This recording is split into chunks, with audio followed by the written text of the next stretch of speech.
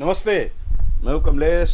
Grand Asian headlines में आपका स्वागत है। खास खबरों पर चर्चा के लिए आज हमारे साथ मौजूद हैं प्रदेश कांग्रेस कमेटी के संयुक्त महासचिव श्री हरीश परसाई जी। हरीश भाई, स्वागत है आपका कार्यक्रम में। नमस्कार कमलेश जी। आइए फ्रंट पेज पर जो खबरें प्रमुखता से छपी हैं उसकी जानकारी आपको दे दें। वायनाड में जो कुछ हुआ है उस खबर को प्रमुखता से सभी अखबारों ने छापा है। सिसकियों का सैलाब, भूस्खलन में अब तक 167 से अधिक की मौत, इस हेडिंग से एक अखबार ने खबर को लगाया है। वायनाड से संघ में केवल कुर्सी के लिए खेल, ओलंपिक में छत्तीसगढ़ से एक भी खिलाड़ी नहीं, 2 गए वो भी ऑब्जर्वर बनकर। रायपुर से खबर है, सीएम साय देंगे 70 लाख महिलाओं को रक्षाबंधन का तोहफा, महतारी बंधन की 6वीं किस्त करेंगे जारी। स्कूल में पिस्तौल लेकर पहुंचा बच्चा, छात्र को मारी गोली। ये सुपौल से खबर है, चार्ज पर लगी बैटरी फटी, जिंदा जली 3 बच्चियां। नई दिल्ली की खबर, ईरान में हमास चीफ इस्माइल की हत्या, इजराइल पर शक।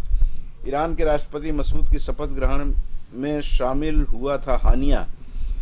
ये तेहरान से प्रमुखता से इस हेडिंग से खबर छापी गई है। नोनी बाबू के साथ अंधेरी को भी नहीं बख्शा, 14 तालाबों पर कब्जा, रकबा हुआ आधा। जांजगीर की खबर है, अपराधियों के हौसले बुलंद, सीएम के नाम से फेक आईडी, केस दर्ज। रायपुर की खबर, जुनेजा के डीजीपी बने रहने के आसार, अब तक नहीं भेजा गया पैनल। नक्सल मोर्चे पर मिल रही सफलता जुनेजा के लिए प्लस पॉइंट। पूजा को यूपीएससी का झटका, आईएएस की नौकरी कर दी गई रद्द। ये नई दिल्ली से खबर है, गाड़ी की रफ्तार से बेसमेंट जलमग्न, ड्राइवर को नहीं दी जमानत। यूपीएससी कोचिंग हादसे में कोर्ट ने आरोपियों की याचिका खारिज की। डेका ने छत्तीसगढ़ के 10वें राज्यपाल के रूप में ली शपथ। रायपुर की खबर है, शक्ति प्रदर्शन, पेरिस ओलंपिक, हमारी 4 महिला खिलाड़ियों की जीत। पिंडलियों में चोट के बाद भी जिम्नास्ट मोन गोल्ड लाई। ये खबरें ओलंपिक से जुड़ी हुई हैं। केरल त्रासदी, अब तक 167 मौतें, 180 लापता, 1592 बचाए गए। मानसून पर गर्मी का अटैक, जहां जुलाई ज़्यादा तपी वहीं कम समय में भारी बारिश। केरल, कर्नाटक, महाराष्ट्र समेत पूरे पश्चिम घाट पर असर।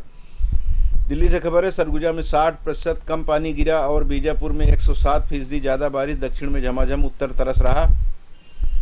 छत्तीसगढ़ में मितान योजना का नाम बदला, अब कहलाएंगे मोर संगवारी, शर्तें वही रहेंगी। रायपुर की खबर है, छत्तीसगढ़ में 8000 की रेत 15000 के पार हुई, ऑर्डर पर सप्लाई भी नहीं। गड़बड़ी रोकने मोबाइल ऐप से भरे जाएंगे पीएससी फॉर्म, प्रवेश पत्र में 2 QR कोड। रायपुर से इस खबर को प्रमुखता से छापा गया है। 150 कमांडो का पहरा, भेद, हमास चीफ को 10 सेकंड में मार गिराया। तेहरान से खबर, पूजा खेटकर से जुड़ी खबर भी इस अखबार ने छापी है। राहगीर को पकड़ लिया, क्या अफसरों को जेल भेजा कोर्ट। निगम पुलिस सरकार पर हाई कोर्ट तक, कोचिंग हादसा। नई दिल्ली की खबर। बाकी जीवन और मेडिकल बीमा प्रीमियम से 18% जीएसटी वापस लें, ये मांग है परिवहन मंत्री नितिन गडकरी का। विदेश से जो खबर है हमास से जुड़ी हुई है, वो बहुत चर्चा उस पर करना मैं मुनासिब नहीं समझता, इसलिए कि वो बहुत दिन से लड़ाई चल रही है। लगभग 10 महीना हो गया इजराइल और फिलिस्तीन के बीच में।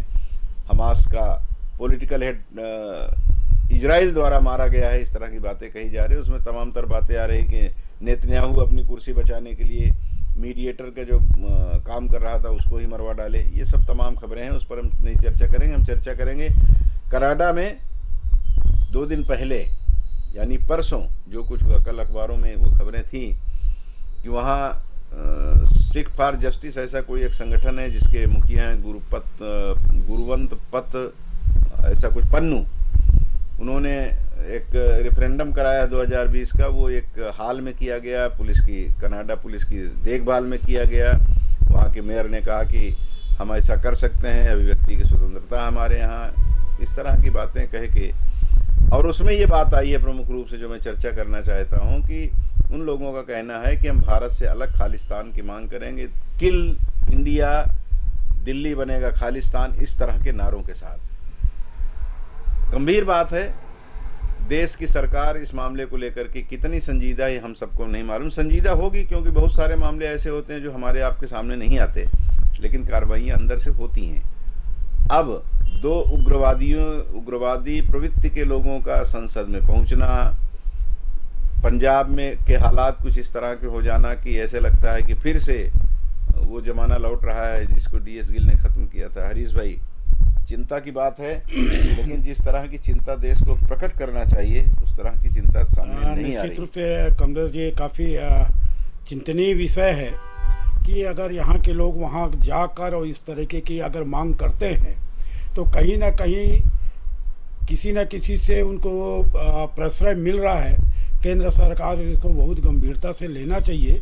ये छोटी मोटी बात नहीं है कि अलग खालिस्तान की मांग करना।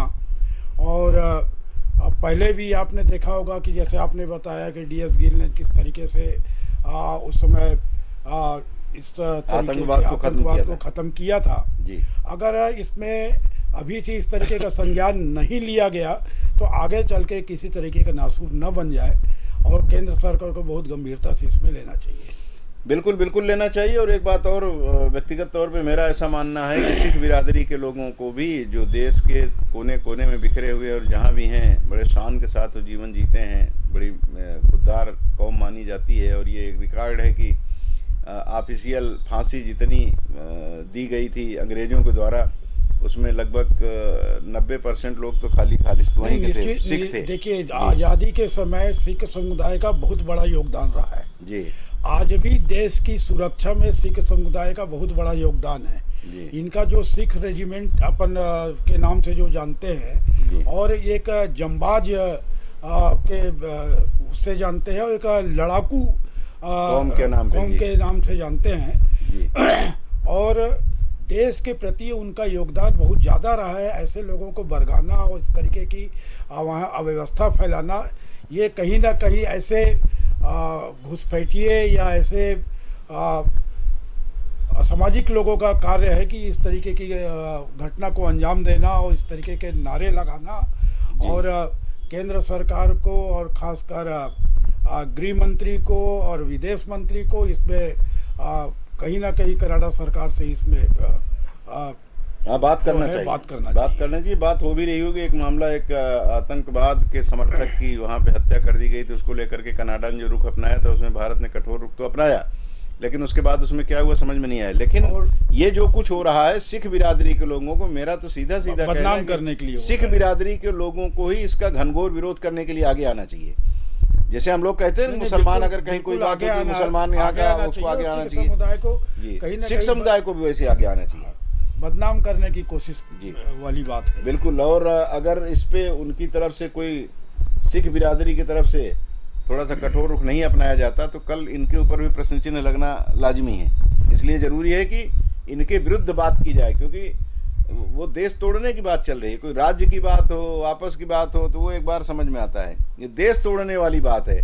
तो ऐसे लोगों को अगर आपको दरकिनार करना है, खित्ते अलहदा करना है, अपने से जुदा करना है, तो सीधी सी बात है कि आपको उनके विरुद्ध बोलना पड़ेगा। सिख बिरादरी इसमें कुछ कहे, ऐसा मेरा आह्वान। चलिए, देश में एक बड़ी घटना घटी। बारिश का समय है और कहीं बारिश तेज़ हो रही है तो कहीं बारिश के लिए लोग तरस रहे हैं, और जहाँ हो रही वहाँ की स्थिति ऐसी हो गई है कि पहाड़ दरक रहे हैं। उत्तराखंड में, केरल में, वायनाड में जो कुछ हुआ, 200 से अधिक लोगों की मौत की पुष्टि प्रशासन कर चुका है। हालांकि अखबारों में 167 मौतों की पुष्टि की खबर है, लेकिन अभी सुबह सुबह खबरें आई कि लगभग 225 लोगों के मरने की पुष्टि हो चुकी है। 400 के आसपास जो लापता बताए जा रहे थे, अभी भी माना जा रहा है कि जो लापता हैं, भगवान करे वो बच जाए, लेकिन आशंका यही जाहिर की जा रही है कि शायद वो मौत को प्राप्त हो गए हैं। तो यानी मौत का आंकड़ा अभी और बढ़ेगा।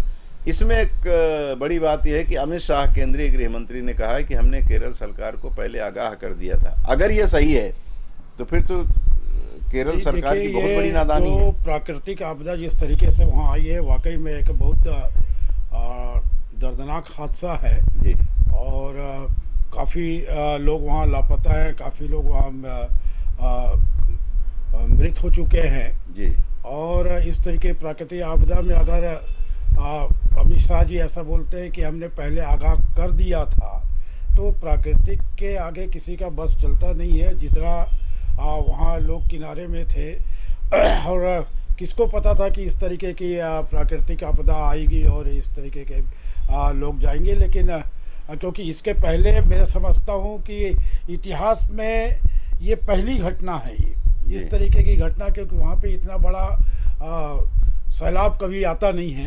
हाँ, उधर नहीं आता। बाकी उत्तराखंड में तो हो चुका था पहले भी, जहाँ कल बादल फटा है। इसके पहले वहाँ केदार घाटी में जो हुआ था उसमें तो काफ़ी संख्या में लोग मरे थे, लेकिन वहाँ अक्सर होता है। वायनाड वगैरह की खबरें इस तरह की केरल की कभी नहीं सुनने को आई। जैसे उत्तराखंड है, हिमाचल है, इस तरह इधर का जो एरिया है जी, और ये एरिया भूस्खलन, बाढ़, ये सब चीज़ों के लिए जाना जाता है। जाना जाता है। जी, लेकिन वो वहाँ का नहीं था। और अगर ये इन्होंने कहा है कि ऐसा हमने जानकारी दी थी, हालांकि विजयन जो वहाँ के सीएम हैं, उन्होंने कहा है कि ऐसा कोई सूचना हमको नहीं थी, आरोप गलत है। और ये खैर आरोप प्रत्यारोप राजनीति में चलता है, लेकिन महत्वपूर्ण बात यह है कि इतने लोगों की मौत के लिए अगर वाकई उनको संकेत दे दिया गया था और उन्होंने उनको हटाने का काम नहीं किया, तो इसका दोष तो केरल सरकार के ऊपर जाएगा, अगर ये सही है तो। नहीं तो कई बार होता है सही है, कितना झूठ है ये तो अमित शाह ही बता पाएंगे। हाँ ठीक है, वो तो जो कह रहे हैं चेतावनी दी गई थी तो राइटिंग में कुछ होगा। अब प्लस इस बात है कि अभी वहाँ जिस तरीके से सेना लगी हुई है, वहाँ के सैनिक लगे हुए हैं, एनडीआरएफ की टीमें लगी हैं। जितना लोगों को मदद पहुँचाया जा सके, लोगों को जितनी मदद की जा सके, वो पहली प्राथमिकता है। जी जी, तो उसमें तो खैर लगे हैं और सेना को भी अलर्ट कर दिया गया है। और ये कहा जा रहा है कि जो जिंदा होंगे उनको बचा लिया जाएगा और जो मौत को प्राप्त हो गए उनकी डेड बॉडी बाहर लाके उनके परिजनों को सौंपा जाएगा। ये उत्तराखंड की बात जो हम कर रहे थे कि उत्तराखंड में भी बादल फटा है, वहाँ 200 से अधिक लोग फंसे हुए हैं जो दर्शन करने जा रहे थे और बड़ी तादाद में वहाँ तबाही हुई है। तो खैर वहाँ तो अक्सर होता है, कुल्लू में भी फटा बादल, और ये जो खबरें अभी लगातार आ रही हैं, स्कूल और घर बह गए हैं। तो ये जो प्राकृतिक आपदा है उस इलाके में तो आती रहती है, और जब आती रहती है तो फिर वहाँ की सरकार को उतना गंभीरता से कदम भी उठाना चाहिए। भाई ऐसा होता है कि अचानक कोई चीज़ आगे, जैसे वायनाड में पहले नहीं हुई थी ऐसी खबर है, लेकिन उत्तराखंड में तो अक्सर होता है और उसके बाद लोग बह रहे हैं। इसका मतलब है कि आप सतर्क नहीं थे। कहीं ना कहीं इसमें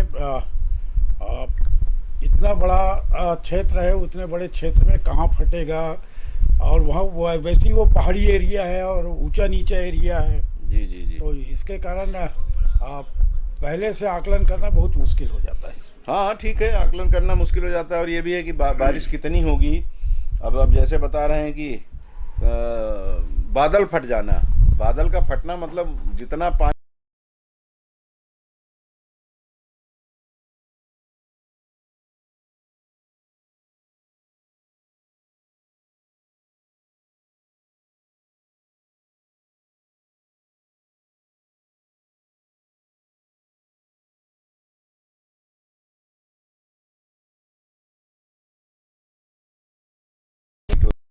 पूर्ण पद होता है, ये कहा जाता है कि कलेक्टर बनोगे क्या, और उनके हाथ में पूरी बागडोर होती है, अपने ज़िले से लेकर के देश की बागडोर संभालने में उनकी बहुत बड़ी भूमिका होती है आईएएस की। और उसमें छिद्र करके पूजा नाम की एक लड़की कैसे प्रवेश कर जाती है। नीट के मामले को लेकर के वैसे ही पहले से विवाद चल रहा था। अब ठीक है कि उनका आपने निरस्त कर दिया चयन, वो नौकरी कर रही थी, अब वो आईएएस नहीं कहलाएंगी। लेकिन सवाल वही कि इतनी प्रतिष्ठापूर्ण सीट के लिए, प्रतिष्ठापूर्ण पद के लिए या प्रतियोगी परीक्षा के लिए कैसे छेद करके लोग अंदर प्रवेश कर जाते हैं, इसकी मिसाल है। हाँ, निश्चित मतलब ऐसे पता नहीं कितने पूजा अभी भी काम कर रहे होंगे। ये काफ़ी गंभीर विषय है, बीच बीच में इस तरीके की बातें आते रहती है जी। और इसमें जितनी पारदर्शिता बरतनी चाहिए, जितनी कड़ाई बरतनी चाहिए और सूक्ष्मता से हर पेपर की जिस तरीके से जांच करनी चाहिए, वो कहीं ना कहीं उसमें एक लापरवाही होती है और वही एक लापरवाही का ये नतीजा है। बिल्कुल बिल्कुल, उस लापरवाही को ठीक करने के लिए है ना, अब मोबाइल ऐप से भरे जाएंगे पीएससी फॉर्म, प्रवेश पत्र में 2 QR कोड। ये रायपुर में व्यवस्था की जा रही है। तो यूपीएससी की बात है, पीएससी की बात कर रहे हैं हम, छत्तीसगढ़ की नहीं। अब ये देखिए कि पीएससी की इन्होंने बात की है, आप प्रवेश पत्र को तो मोबाइल से ऐप से भर लेंगे, 2 जो है आप कोड देंगे, लेकिन प्रश्न इस बात का होता है, ये तो प्रवेश पत्र में बैठने की प्रक्रिया हुई कि जो सही व्यक्ति है, जिसको सही रिजर्वेशन वही बैठेगा जी, वही बैठेगा। लेकिन प्रश्न इस बात का है कि इसके पीछे जो खेल होता है जी, और इसके जो पीछे उसको किस तरीके से रोका जाए, किस तरीके से। तो आरोप तो भाजपा ने आपके ऊपर लगाया है, कांग्रेस के ऊपर लगाया, भूपेश बघेल सरकार पे लगाया था। ये आरोप वाली बात नहीं है, ये छात्रों के भविष्य का सवाल है कि जो पात्र हैं जी और जो उस चीज के लिए कैपेबल है, उन्हीं लोगों का उनका जो हक मारा जाता है, जी और उनको हक मारने के लिए उनको जो निराशा होती है, जी, ये जी। छात्रों के बीच में ये सबसे बड़ी गंभीर विषय है। तो इस तरीके में चाहे कोई सरकार हो, इसमें बहुत कड़ाई से पालन करना चाहिए। और ऐसे अगर कोई दोषी निकलते हैं तो जी। वो कोई दोषी क्षमा के योग नहीं है। कहीं ना कहीं वो दूसरे के अधिकार को मारते हैं, उसका हनन करते जी। हैं और उनके ऊपर पैर रख के आगे बढ़ते हैं। तो आप सोच लीजिए कि वाकई में जो पात्र लोग हैं, जिनको होना चाहिए या जिनका नाम आना चाहिए, जी। उनके परिवार के लोग, उनका भविष्य, उसका समय, ये सब चीज़ें मायने रखता है। बिल्कुल बिल्कुल। और अयोग्य लोग अगर ऐसे पदों पे चले जाएंगे जो प्रदेश का, देश का भाग्य निर्धारण करने में अपनी प्रमुख भूमिका निभाता है, तो स्वाभाविक उससे राष्ट्र का भी और प्रदेश का भी नुकसान है। निश्चित रूप से नुकसान। अयोग्य लोगों के वहां जाने से नुकसान ही नुकसान है। छत्तीसगढ़ में मितान योजना का नाम बदला, अब कहलाएंगे मोर संगवारी, शर्तें वही रहेंगी। रमन सिंह की सरकार 15 साल बाद जब विदा हुई, भूपेश बघेल की सरकार आई, तो उन्होंने कई योजनाओं के नाम बदल दिए थे। अब एक योजना का नाम मितान योजना रख दिया था भूपेश बघेल सरकार ने, उसका नाम मोर संगवारी कर दिया विष्णुदेव साय की सरकार ने। नाम बदलने से क्या होता है? नाम बदलने से देखिए, ये भारतीय जनता पार्टी के उनके नेताओं की ये आदत रही है कि कहीं ना कहीं नाम को बदला जाए। जी, मितान वही तो कह रहे हैं, आप लोग पहले बदले थे। मितान इसलिए रखा गया था कि जी। छत्तीसगढ़ का मितान एक बहुत बड़ा प्रतीक होता है। जी और अगर हम किसी को सम्मान देते हैं एक दूसरे के प्रति, तो आपस में आपको याद होगा कि मितान बदते हैं जी। कि उनके सुख में, दुख में, खुशी में, सगे भाई से ज्यादा महत्व हो सगे जाता है। भाई से भी ज़्यादा। और मितान की उत्पत्ति और मितान शब्द जो है, ये छत्तीसगढ़ का एक बहुत बड़ा एक प्रतीक है, एक बहुत बड़ा शब्द है। जी। कि ऐसी चीज को बदलना मैं नहीं समझता कि कहीं से उचित है कि इसमें मितान शब्द में अपनत्वपन दिखाता था। तो संगवारी में भी तो है, मोर संगवारी, संगवारी में भी है। मोर संगवारी में है। जी। लेकिन अगर हम किसी चीज को खत्म करके किसी दूसरी चीज को लेके आए, ये कहीं से उचित नहीं है। जी हाँ, अब वही है। तो पहले आप बदले, फिर अब वो बदल रहे हैं। ये अदला बदली का जो खेल है, काम करिए भाई। योजनाओं का नाम बदलने से कुछ नहीं होता। योजनाओं में अगर कोई खामी है तो उस खामी को दूर करें। भूपेश बघेल सरकार ने जो किया, अच्छा, तो इनका ये कहना है कि बाकी जो नियम और शर्तें रहेंगी वो वही रहेंगी। जी। तो केवल नाम बदलना, सिर्फ नाम बदल रहा है। इसके पीछे क्या उद्देश्य है, समझ के परे है। ठीक है, नाम बदल दिया आपने, कोई बात नहीं है। वो मितान से मोर संगवारी हो गया, तो चलो वो भी मान लिए कि भाई संगवारी भी बड़ा अच्छा नाम है। लेकिन संगवारी भी अच्छा नाम है, लेकिन वो अब योजना का नाम बदलने से फिर आपको बहुत सारी प्रिंटिंग और बहुत सारी चीजें चेंज करनी होगी। उस पर भी तो आखिर खर्चा सरकार का होगा। सरकार का मतलब हमारा पैसा खर्च होगा। निश्चित रूप से। जी। जीवन और मेडिकल बीमा प्रीमियम से 18% जीएसटी वापस लें, ऐसा कहना है परिवहन मंत्री नितिन गडकरी का। ये तो अपनी सरकार के ऊपर ही इन्होंने एक तरह से आरोप लगा दिया है कि आप जबरदस्ती इनके ऊपर टैक्स लगा रखे हो। नहीं, देखिए, नितिन गडकरी जी काफ़ी बेबाक अपना वक्तव्य देते हैं और काफ़ी, चाहे किसी भी पार्टी के लोग हैं, उनको कहीं ना कहीं उनके कार्यों से उनको पसंद भी करते हैं। जी। और सही बात है कि जो जीवन से जुड़ा हुआ है और जीवन के जो मेडिकल से जो जुड़ा हुआ है, आप उसमें जीएसटी लगा रहे हैं। जी। आप इतना ही नहीं कि इसके अलावा आप कई खान पान चीज़ों में जीएसटी लगा चुके हैं। जी। तो ऐसा कि सही बात है, और यही जीएसटी के कारण कई दवाइयाँ महंगी हो चुकी है, कई उपकरण महंगे हो चुके हैं और डॉक्टरी पैसा महंगा हो चुका है।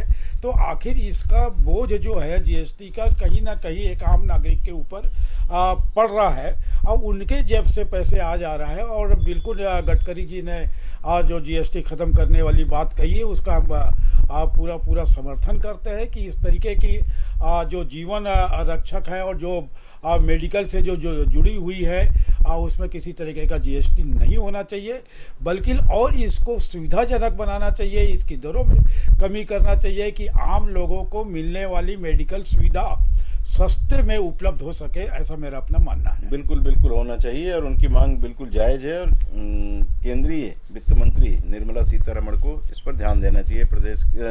देश के मुखिया नरेंद्र मोदी जी इस पर गंभीरता से विचार करें, ऐसा आग्रह हम सबों का भी है। नाली का पानी घरों में घुसा, 4 घंटे चक्का जाम, अफसर सोते रहे, लोगों ने किया अलग जगह, निगम ने पानी निकासी की व्यवस्था नहीं की, बालकों में फूटा गुस्सा।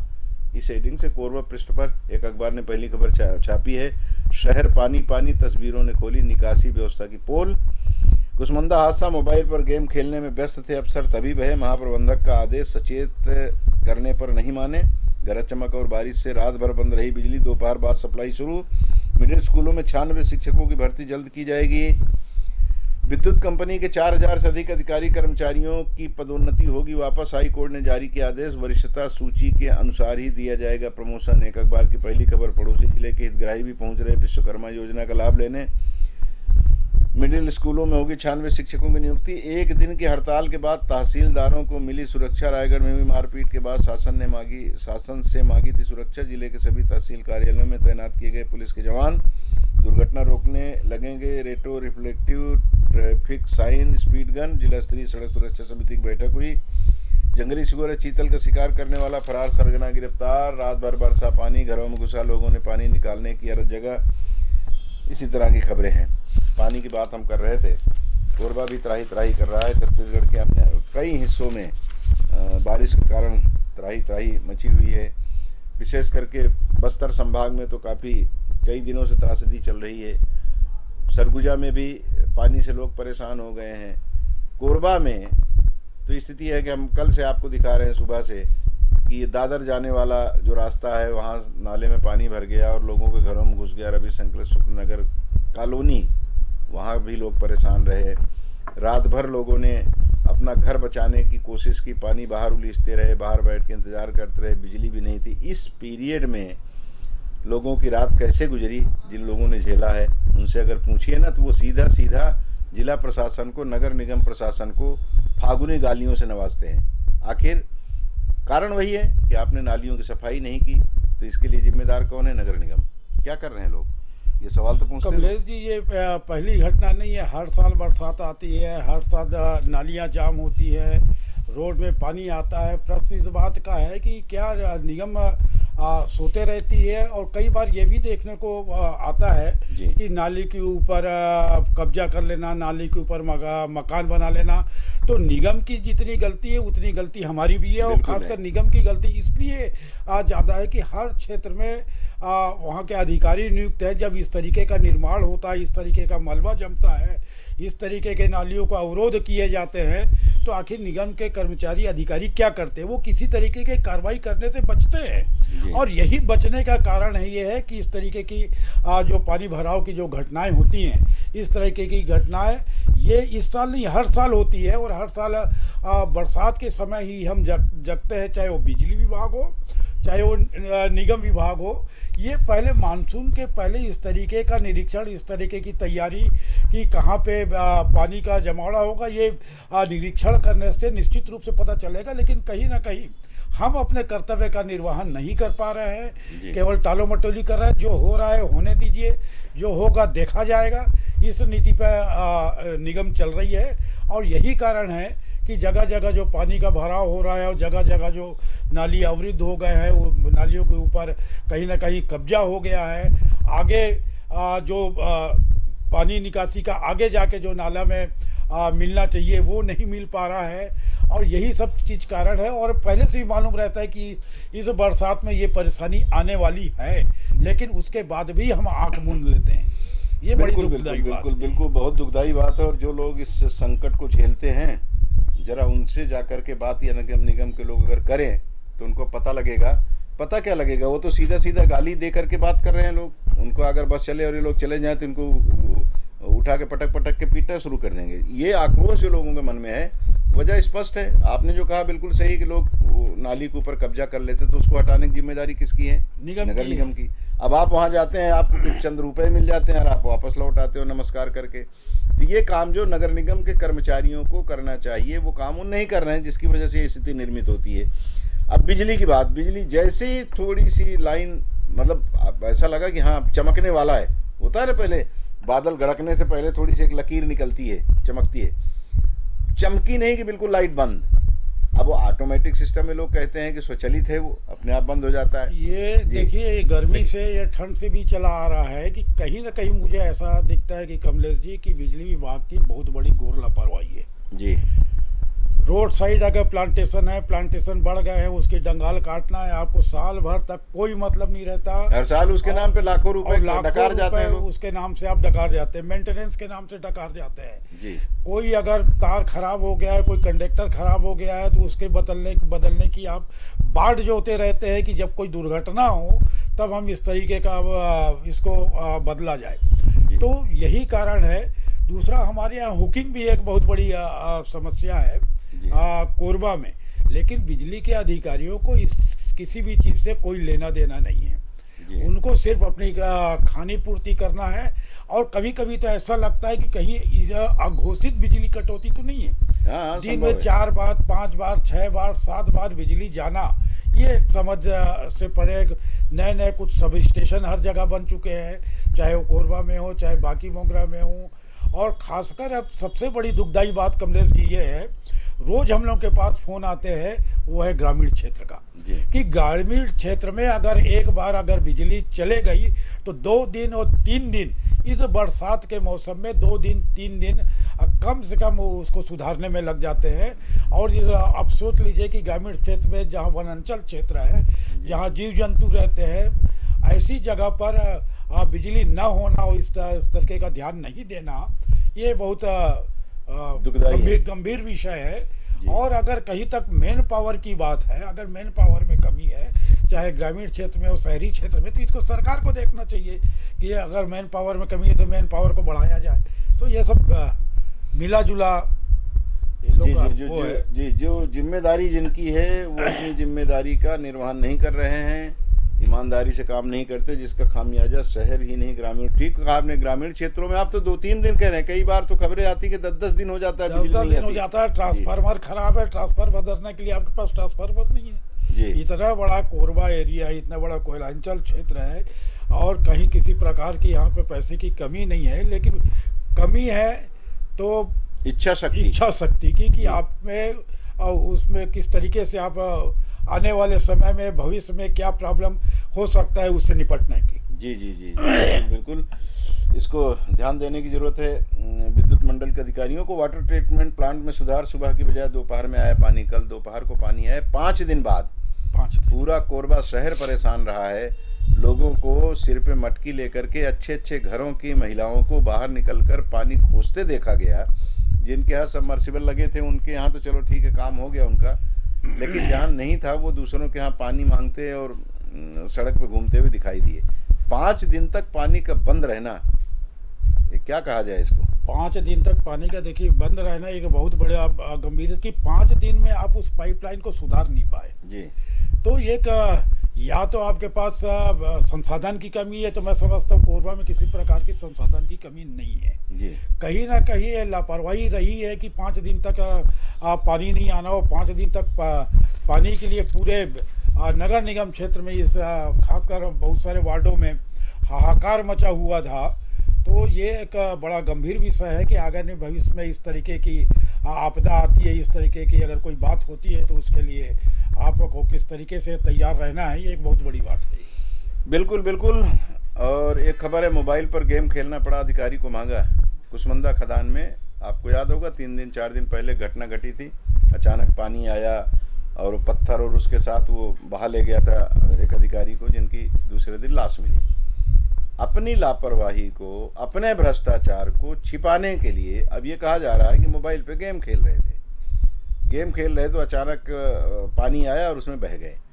मतलब SECL के अधिकारियों की ये नादानी। वैसे भी हम लोग कहा करते हैं, हमारे यहाँ परंपरा सी है कि अगर कोई इस दुनिया से चला गया है तो उसके बारे में बहुत उल्टी बातें नहीं कही जाती।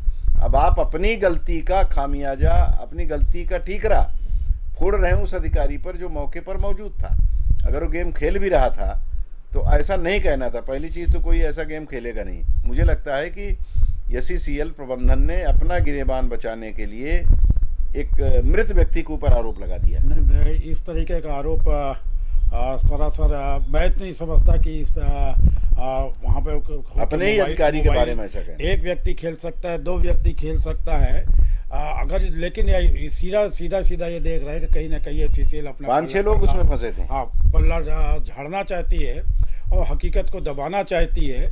और इस तरीके की पहली घटना नहीं है, और भी कई जगह पानी आ चुके हैं और उसमें सतर्कता एचसीएल द्वारा नहीं बरती जाती है कि जिस तरीके का ये लोग ओवरबर्डन ये डालते चले जा रहे हैं, किसी तरीके का डिस्पोजल नहीं है, किसी तरीके की गंभीरता नहीं है।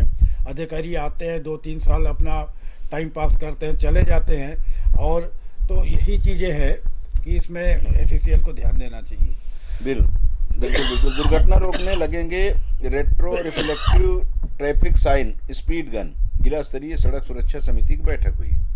ठीक है, बहुत अच्छी बात है कि आप ये सब लगा रहे हैं, लेकिन मैं खबर को पढ़ रहा था, कल खबर आई थी पीआर से, इसमें कहीं भी स्थानीय लोगों को कहीं वो शामिल नहीं है, किसी का नाम नहीं दिखा, फोटोग्राफ्स में भी कोई नहीं दिखा। अमूमन पहले होता था कि यातायात सलाहकार समिति बनती थी तो उसमें सब लोकल लोग भी हुआ करते थे जो रोज सड़कों पे घूम रहे हैं, उनकी गाड़ियां चल रही हैं या वो कहीं आना जाना करते हैं, लोग उनसे मिलते हैं, तमाम आम आदमी उनसे लगातार मुलाकात करता रहता है।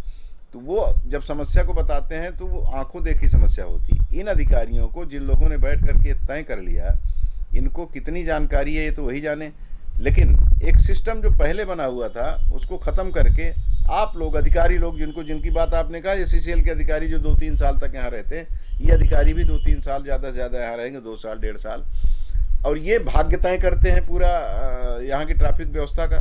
तो यहाँ के लोग क्या इनकी नज़र में बिल्कुल नकारा साबित हो गए हैं क्या? देखिए, ये कष्ट है अधिकारियों को, थोड़ी पीड़ा जरूर होगी। मैं समझता हूँ कि 2 चीज़ें हैं, एक यातायात समिति है, एक यातायात सुरक्षा सप्ताह अपन मनाते हैं। जी, यातायात समिति में लोकल लोगों को जोड़ना चाहिए, कुछ व्यापारी हों और खासकर ऐसे लोगों को जो उस चीज़ के प्रत्यक्षदर्शी रहते हैं और जो भुगतभोगी रहते हैं। जी, जैसे कुछ ट्रक संघ के लोग आ सकते हैं, कुछ टैक्सी वाले आ सकते हैं, कुछ यहाँ के व्यापारी आ सकते हैं, कुछ सामाजिक संगठन आ सकते हैं, कुछ टेक्निकल जो है वो इसमें आ सकते हैं। तो इस तरीके का एक मिला जुला स्थानीय लोगों को जो उस चीज़ को रोज़ देखते हैं, जो उस चीज़ को रोज़ भुगतते हैं, ऐसे लोगों को समाहित करके अगर कोई नियम और कोई कानून बनाई जाए तो मैं समझता हूँ अच्छा बन सकता है।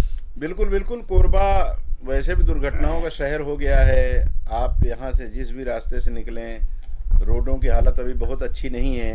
हालांकि एक मन में एक भाव रहता है कि अगर काम जल्दी हो जाए तो 1 आध साल के अंदर कोरबा सड़क के मामले में बड़ा धनी हो जाएगा, लेकिन आज की तारीख में तो बड़ा गरीब है। जिस तरफ भी जाना हो टूटी सड़कें। अब इस तरफ से जाने के लिए आपको सरमंगला मंदिर के बगल से जो निकलते हैं वो सब बंद हो गया है। फिर सीपत वाले रोड की हालत ये हो गई कि आप वहाँ सावधानी से अगर न बैठे तो पता लगा कि आपकी कमर की हड्डी टूट गई।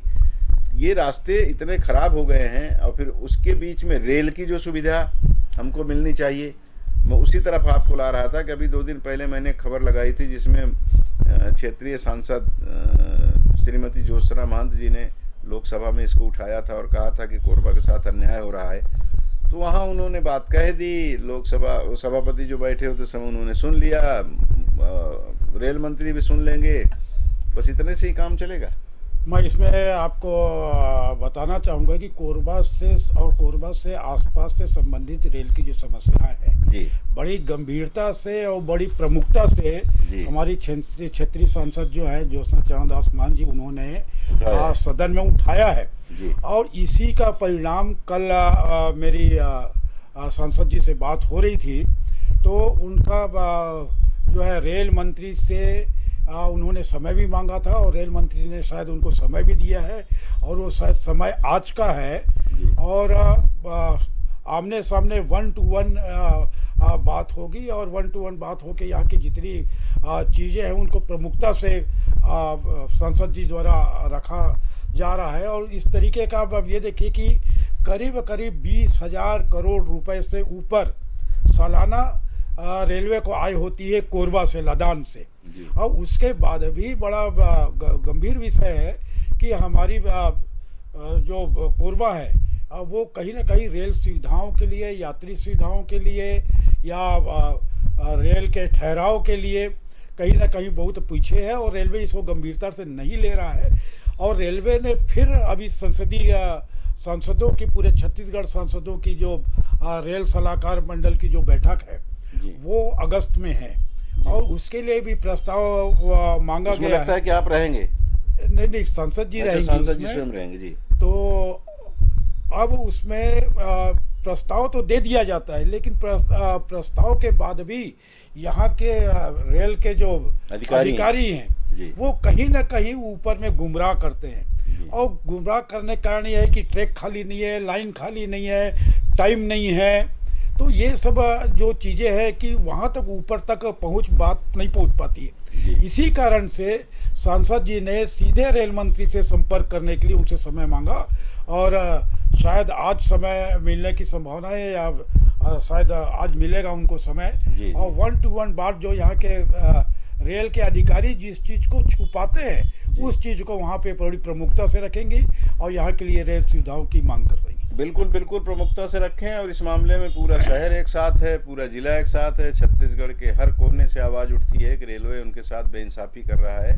बिलासपुर जोन में कोरबा की बड़ी भूमिका है। कोरबा जितना देता है उसका अगर 1% भी अगर इसको वापस मिलता तो मुझे लगता है कि दिल्ली जैसी सुविधा कोरबा को मिल जाती। लेकिन जो कमाई करने वाले अधिकारी हैं अपना सीआर बनाने के चक्कर में कोरबा को बर्बाद कर रहे हैं। अब ये बात कहते समय क्रोध आता है मन में। एक चीज़ और मैं आपको बताना चाहूँगा कमलेश जी कि यही ट्रैक में मालगाड़ियों का दबाव कम करने के लिए सांसद जी ने एक मांग और रखी है और जो मुझे बहुत अच्छी लगी है। ये इसके साथ साथ जो मांग रखी है कि आपको याद होगा दीपका से सीपत काम चल रहा है वहाँ रेलवे स्टेशन की ये रेल लाइन गई है सीपत के लिए।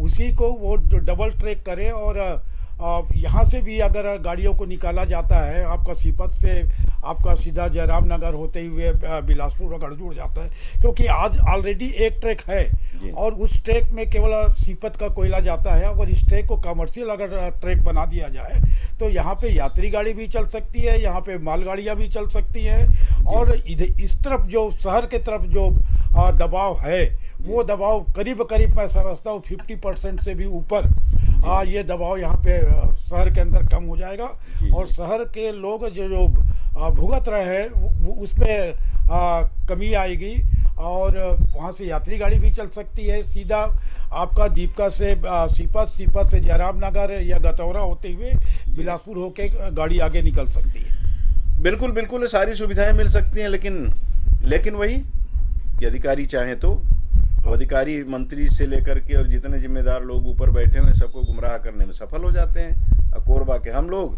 बस कह के चुप हो जाते हैं। क्रोध आता है कि सड़क पर उतरने के लिए लोग कह रहे हैं कि चलो उतरते हैं, लेकिन अब वही आगे बढ़ने वाली बात है। हमसे तो कई बार लोग कहते हैं कि कमलेश आगे बढ़ो, लेकिन अब वो दिक्कत होती है कि आदमी की अपनी स्वयं भी कुछ दुश्वारियाँ होती हैं। तो ये हमारी भी कमी है कि हम लोगों को आगे आने में कहीं ना कहीं अपना कोई बहाना मिल जाता है कि हम अभी यहाँ परेशान हैं वहाँ परेशान हैं। तो ये परेशानी सबके साथ लगी हुई है। इसके लिए आम जनता को कई बार कई मंचों पे बात हो चुकी है, लेकिन जी नहीं वो मानेंगे, उसको मानेंगे जब सड़क पे उतर के खड़े होंगे तो। ये अब हम ही लोग नहीं उतर पाते सड़क पे, हम लोग को भी स्वीकार करना चाहिए कि जी बिल्कुल हमारी गलती है, हमारी गलती है। जब तक जनमानस का इसमें जुड़ाव नहीं होगा तब तक इसका निराकरण होना बहुत बिल्कुल सही कहा आपने। और जब तक हम सड़क पर नहीं उतरेंगे, हम खरोचेंगे नहीं। वो पुरानी कहावत है ना कि माँ भी दूध नहीं पिलाती जब तक बच्चा खरोचता नहीं, तो हमें खरोचना पड़ेगा। खरोचना नहीं बल्कि नोचना पड़ेगा इनको। खरोचना तो बहुत साधारण सी बात होती है, नोचना पड़ेगा इनके मुंह को, तब ये जाकर के कोरबा की समस्या को समझेंगे और लोगों के दर्द से दो चार हो मान करके अपने आप को उससे निजात दिलाने की कोशिश करेंगे। और आज सांसद जी प्रयास कर रही हैं और आप उनके प्रतिनिधि हैं। जो भी जानकारी वहाँ से प्राप्त होती है और हरीश भाई अगर हमको देंगे तो हम आप तक पहुँचाने की कोशिश करेंगे। उम्मीद करते हैं कि उनकी ये जो कोशिश है वो सफल होगी। रेल मंत्री जी कोरबा की दुश्वारियों को समझेंगे और कुछ न कुछ आज आश्वासन वो जरूर देंगे। आश्वासन तो बहुत सारा मिलता है, उस पर क्रियान्वयन होगा ऐसा मान के चलते हैं। चलिए हेडलाइंस को आज यहीं विराम देते हैं। बहुत बहुत शुक्रिया आपको कार्यक्रम देखने का और हरीश भाई आप आए समय निकाले इसके लिए बहुत बहुत धन्यवाद। नमस्ते कमलेश।